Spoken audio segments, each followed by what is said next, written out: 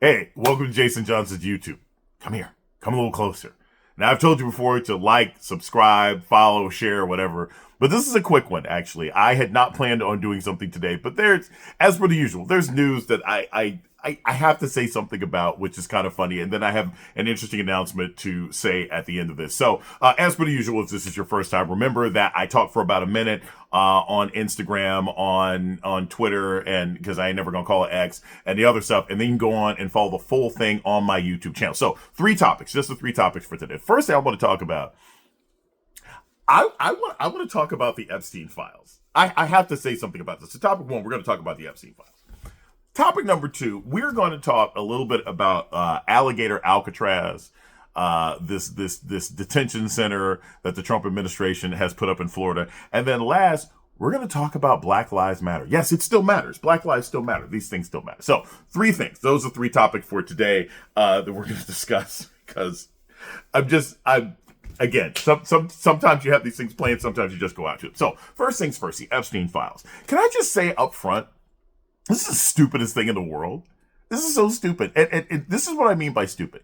Not because Jeffrey Epstein wasn't a terrible person, right? Like, he's clearly a terrible person and clearly had an island and he was trafficking, young women, and you had all these sort of important celebrity people and everything else like that. But the stupid part is, why did anyone in the conservative MAGA world think that Donald Trump, who actually has pictures with Jeffrey Epstein, was ever going to release the files?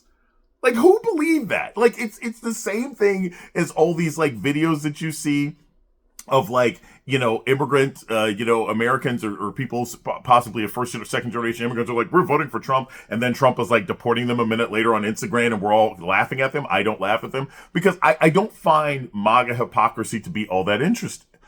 I don't find it all that shocking that people who believed in a racist cult leader are now being found to be foolish and stupid.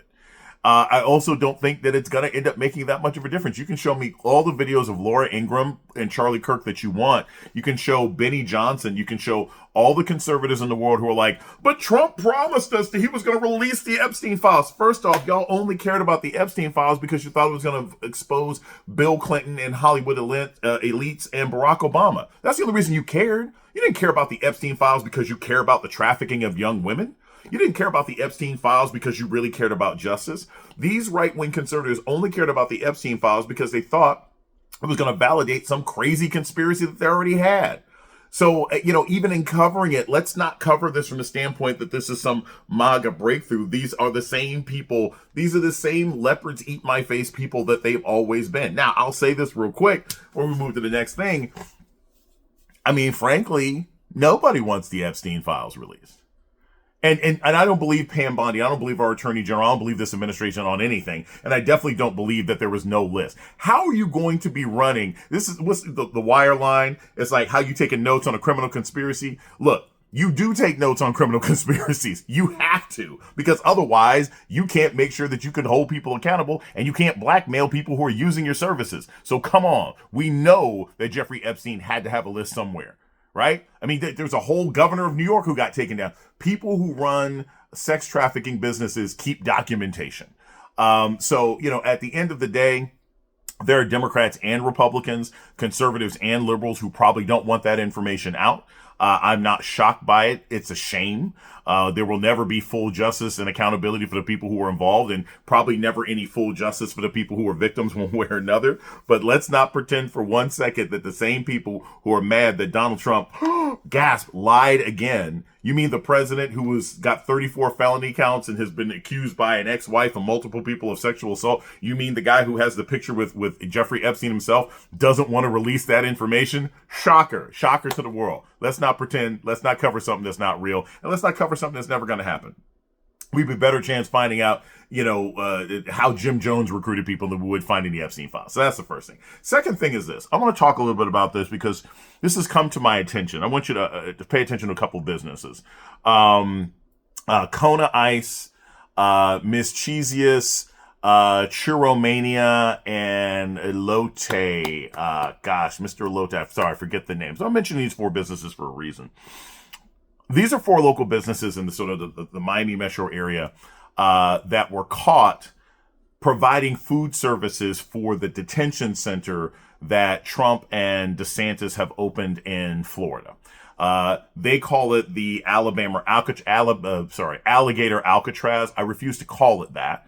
I refuse to call it that because I think that the ability of this regime to come up with catchy branding names is actually one of their strengths. Donald Trump saying Sleepy Joe Biden, Donald Trump saying, Little Marco, Donald Trump's nicknames for people, that's part of his power. They become earworms.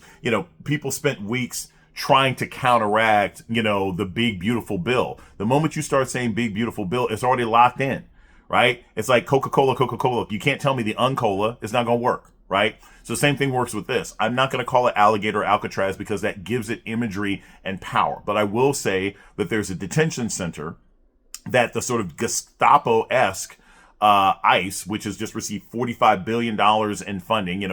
It's the most highly funded military sort of police force that we have in the country right now, are snatching people off the street and taking them to the middle of the Everglades and swamps in Florida, and holding them there.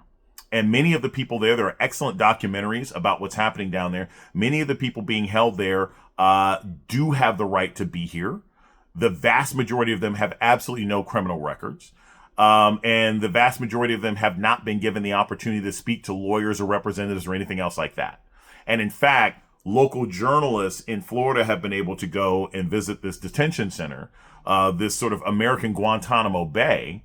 But local elected officials still have been rarely allowed to go there. Maxwell Frost got to go there, Debbie Wasserman Schultz, but they were delayed and oftentimes not shown everything. Now, why am I mentioning this, and why did I mention those businesses at the beginning?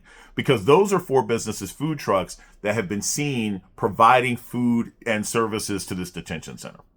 And people ask me a lot of times, I get a lot of feedback, a lot of times in the comments. People are like, what can we do? What can we do? What can we do about what's happening in the world, Jason? Don't just give us bad news. Give us options. This is where options come in. Those 4 food truck companies, all because they were caught on tape, have released statements saying, hey, we ain't in it. They're like, our trucks are individually owned. We don't support what's happening at that detention center. I think like Churromania was really adamant about the fact that they're like, hey, this isn't us. We don't own that truck. We don't want to support this. And the reason I mention that is because when you look at these detention centers around the country, not just Florida, but look at any detention center that may be in your state, the ones in Idaho and different places that they're building them, find out who the businesses are that support them. Find out what companies are giving them food. Find out if McDonald's or Burger King or ARA Mark, anyone providing food and services to these horrible blights on our American society, these detention centers, these internment camps, basically. You find out who those people are, and then you expose them, and then you boycott them, and then you tell them, we don't think that we want to spend money with a business that will support the detention of non-criminal Americans and immigrants who are here through no fault of their own, who have followed the law and are being snatched off the street by this sort of Gestapo light. That is something that you can do. And what has happened with those 4 organizations and those 4 businesses down in Florida is that they're running scared. They all had to release statements because they didn't want to be caught appearing to service what is happening at that detention center. So 2 things. One, I'm going to be following up with this story. I'm going to be continuing on this because I think this is really important. I think it's a way that you can squeeze these detention centers and show this administration another way to sort of stand up. You ain't got to go there and protest. You got to pull your money back, right? If every single company that works with a detention center, if we start treating them like certain Americans have treated Target, I bet you they'll back away. The next thing to pay attention to is this. And I know people don't want to hear this, but look, you can call it, Alligator Alcatraz. I will not. You can call it the American Guantanamo. I can call it Abu Ghraib. But the fact of the matter is Americans have been perfectly comfortable for decades with taking people who may or may not be criminals and throwing them into places of detainment. It happened under Bush. It happened sometimes over Obama. It happened under the first Trump administration. It happened sometimes during Joe Biden. So if we suddenly have a problem with this occurring to Americans and the people who we know as our friends and neighbors, well, we have to look at ourselves and recognize we've been tolerating this behavior for a while. And so while we don't want people being snatched off the street by ICE and thrown in prisons with no contact with lawyers and elected officials, we also have to make sure that we have a problem with that happening to anybody around the world. There's a reason that people should be legally processed before you throw them in jail. Number 3, this is This is an interesting one because I just discovered this. It was July 13th. July 13th, which was Sunday, is the 12-year anniversary of the founding of Black Lives Matter. Opal Tometi, Alicia Garza, and Patrisse Cullors, three black women who founded Black Lives Matter 12 years ago this month. And it really hit me because for a slogan that is so prominent in political culture and popular culture and movement culture and organizing culture, we don't celebrate Black Lives Matter the way we used to. Now, of course, there have been attacks on Black Lives Matter by the right wing. There have been attacks on Black Lives Matter by certain newspapers and everything else like that. But, you know, it's like they say in a rap song, it's a staff, label, and an organization. Black Lives Matter is an official movement started by those three women. And the day that they chose to sort of launch Black Lives Matter was on the day that George Zimmerman was acquitted of killing Trayvon Martin. And the reason I mention this is because as we live under a regime that is attacking DEI and attacking history and attempting to sort of recreate these white nationalist narratives, it's not just important that we protect our ancient past, that we protect, you know, history and the Blacksonian things for 15, 20 years ago, 30, 50 years ago, but sometimes even things that are 12 years ago. And regardless of what you may think today, and I appreciate any comments that you want to make as to what you think of Black Lives Matter, you cannot deny that as a movement, it is probably one of the most well-branded, effective, and meaningful movements in our lifetime.